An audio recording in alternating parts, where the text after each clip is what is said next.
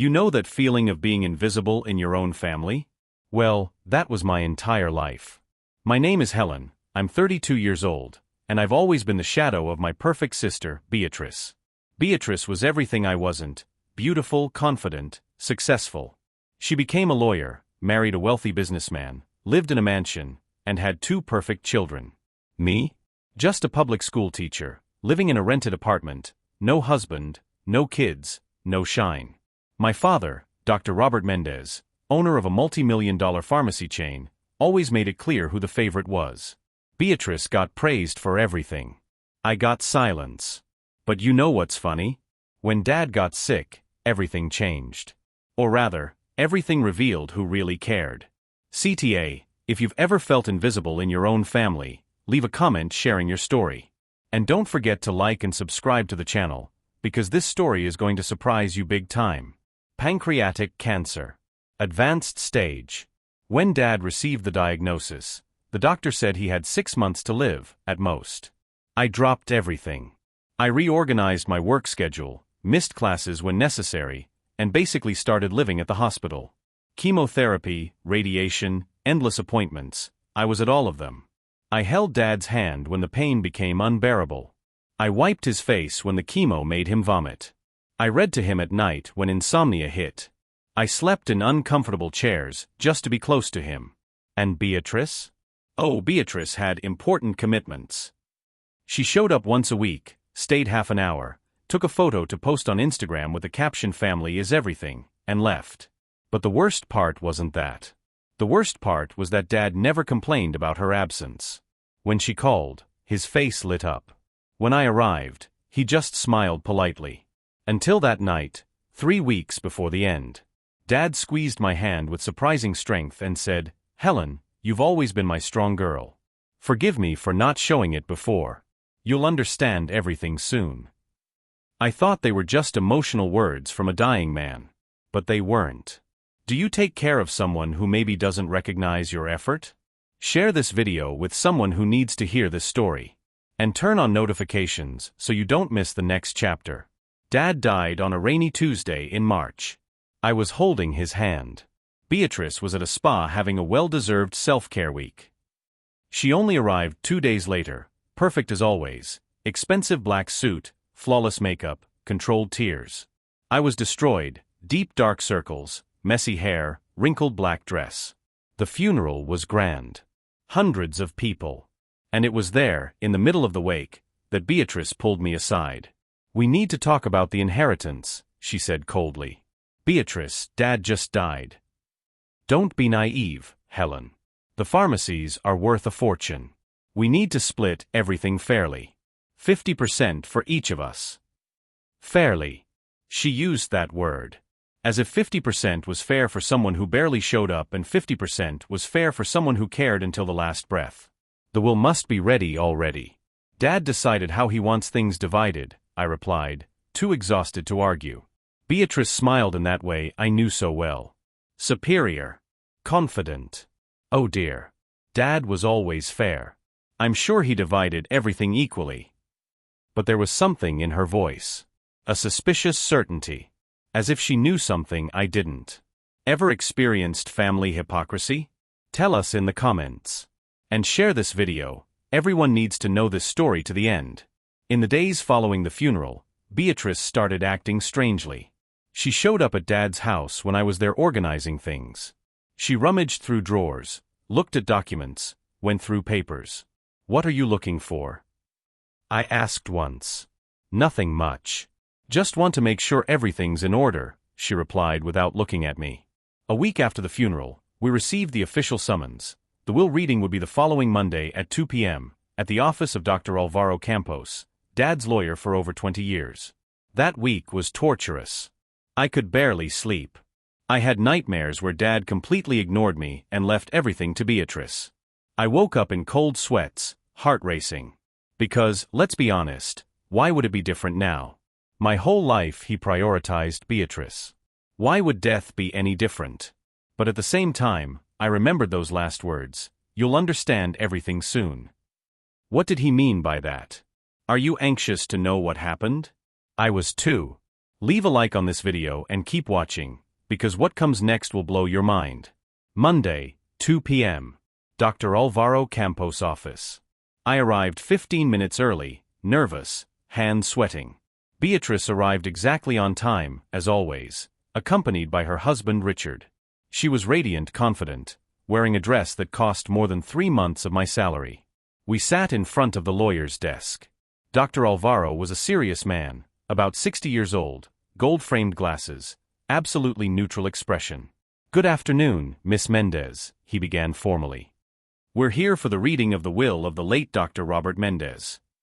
He opened a sealed envelope, broke the seal, took out the documents. "Let's go over the assets to be divided," he continued. "The Mendez and Company pharmacy chain, valued at $12 million. The commercial property of the headquarters, $1,800,000. The family residence, $2.5 million. 3 investment apartments, $1,200,000. Bank accounts and investments, $3.5 million. I heard Beatrice breathe deeply beside me. She was mentally calculating how much she would receive. And then she whispered in my ear, softly, but with that characteristic arrogance. "It's mine." My heart sank. Stop. If you think you know how this story ends, you know nothing. Comment continue down below and let's go to the next chapter, because it's now that the bomb drops. Dr. Alvaro adjusted his glasses and continued. Following the provisions expressed in the will by Dr. Robert Mendez, the assets will be distributed as follows. There was a pause. Beatrice leaned forward, eyes shining with greed. "To my daughter Beatrice Mendez Costa, I leave apartment number 402 of the São Lucas building, valued at $400,000, and the amount of $200,000 in cash." Beatrice's smile froze on her face. "Wait, what?" she murmured. And the lawyer continued, relentlessly. "To my daughter Helen Mendez, I leave the entirety of Mendez and Company pharmacies, the commercial property, the family residence, the other 2 investment apartments, and all remaining financial assets." Absolute silence. I couldn't process it. My ears were ringing. Did I hear that right? This is a mistake. Beatrice exploded, standing up abruptly from her chair. "It has to be a mistake." "There is no mistake, Mrs. Beatrice," Dr. Alvaro replied calmly. "This will was prepared with full legal assistance, registered at the notary's office, and is in full compliance with the law." "This is absurd. My father wouldn't do this to me."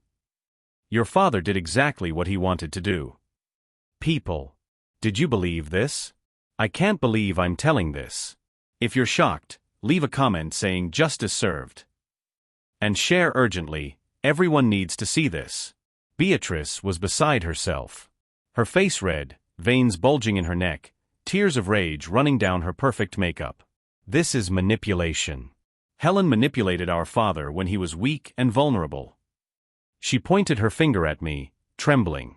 "You took advantage of him being sick and convinced him to change the will." I finally found my voice. "Beatrice, I didn't know anything about this." "Liar. You were always jealous of me. Always wanted what was mine." "What was yours?" Now I was standing too. "You barely visited our father. I was there every day while you were at spas and parties. I have a family, responsibilities. I couldn't drop everything like you." "Drop everything?" "I reorganized my entire life to take care of him." Dr. Alvaro slammed his hand on the desk. "Ladies, there's more. Personal letters from Dr. Robert to both of you." Beatrice sat down, still trembling with rage. Richard tried to calm her, but she pushed him away. The lawyer picked up the first letter. "I'll read the letter to Mrs. Beatrice. The father's letter will reveal everything. Don't leave now. Turn on notifications and continue, because what's coming is too emotional." Dr. Alvaro began reading the letter to Beatrice. "My dear Beatrice, I've always loved you since the day you were born. You were my first daughter, my joy. But over the years, I realized I gave you everything, materially and emotionally. Perhaps too much. I paid for your expensive college, your master's abroad, gave you the down payment on your house, financed Richard's company. I don't regret it. But the time has come to recognize that Helen also deserves.